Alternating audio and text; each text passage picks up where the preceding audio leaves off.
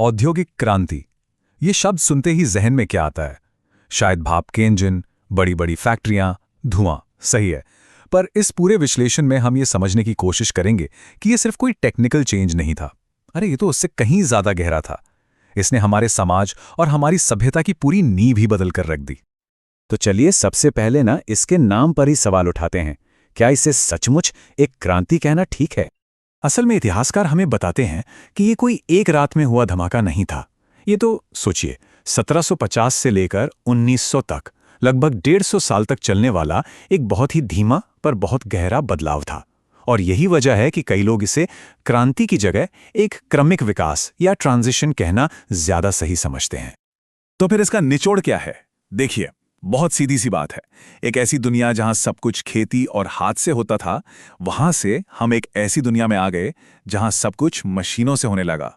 और ये जो बदलाव था, ये 18वीं सदी के बीच में ब्रिटेन से शुरू हुआ और इसने, सच मानिए, दुनिया को हमेशा हमेशा के लिए बदल दिया। ये जो बदलाव था ना, ये असल में ऊर्जा का बदलाव था।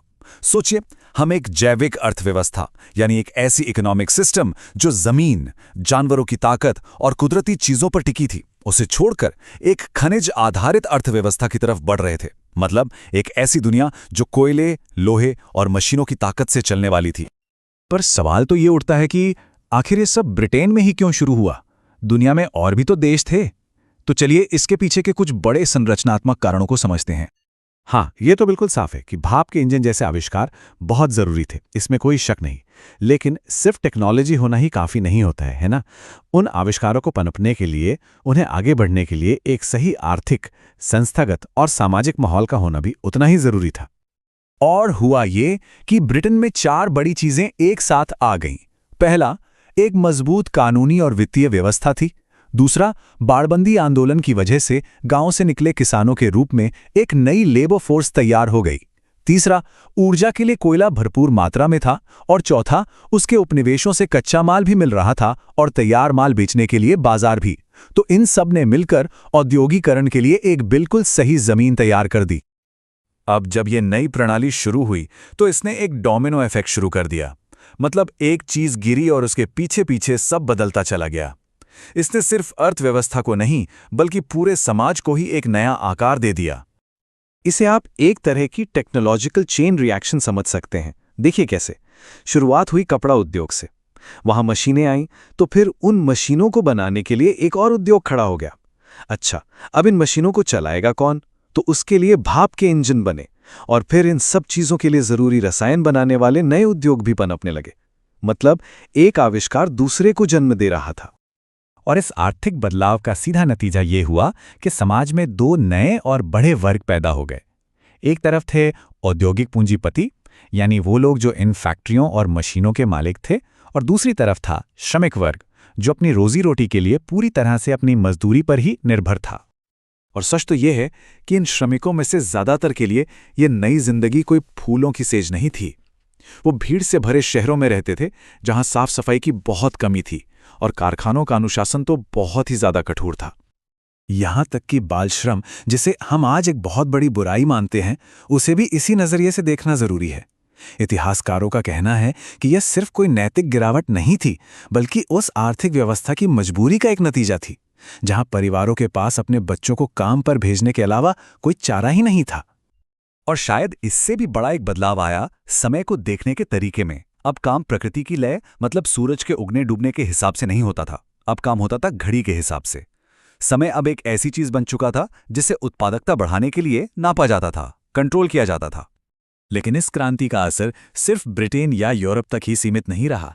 नहीं, इसने तो पूरी दुनिया का नक्शा ही बदल डाला और एक ऐसी विभाजित दुनिया को जन्म दिया जिसके निशान आज भी दिखते हैं। औद्योगिकरण से जो समाज में तनाव पैदा हुआ, उसी की प्रतिक्रिया में नई नई राजनीतिक विचारधाराएं पैदा हुई। लिबरलिज्म, समाजवाद और मार्क्सवाद, ये सब उसी दौर की देन है और आज भी हमारी दुनिया को किसी न किसी रूप में प्रभावित कर रही हैं।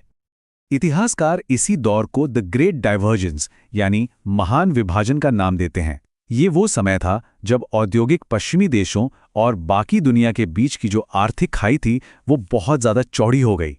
और ये एक ऐसी असमानता है जो आज तक हमारे साथ है। और ये एक तरफा कहानी नहीं थी। सोचिए, एक तरफ यूरोप अपने उपनिवेशों के संसाधनों के दम पर तरक्की कर रहा था और वहीं दूसरी तरफ भारत जैसे उपनिवेशों में जो पारंपरिक उद्योग थे, जैसे हमारा कपड़ा उद्योग, वो मशीन से बने माल के सामने टिक नहीं पाए और तबाह हो गए। इसी को वे औद्योगीकरण कहा गया। और शायद इसकी सबसे स्थायी विरासत है पर्यावरण पर इसका असर। जीवाश्म ईंधन पर निर्भरता ने प्रदूषण का एक ऐसा दौर शुरू किया जिसकी कोई मिसाल नहीं थी, और इसी ने आज के जलवायु परिवर्तन संकट की नींव रखी। असल में यहीं से वो युग शुरू हुआ जिसे हम एंट्रोपोसीन कहते हैं, यानी मानव युग।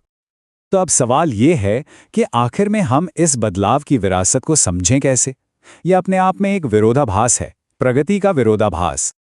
देखिए, एक तरफ तो इसने हमें जबरदस्त आर्थिक विकास और आधुनिकता दी, इसमें कोई शक नहीं। लेकिन दूसरी तरफ इसने समाज में असमानता, शोषण और पर्यावरण में असंतुलन को भी एक संस्थागत रूप दे दिया।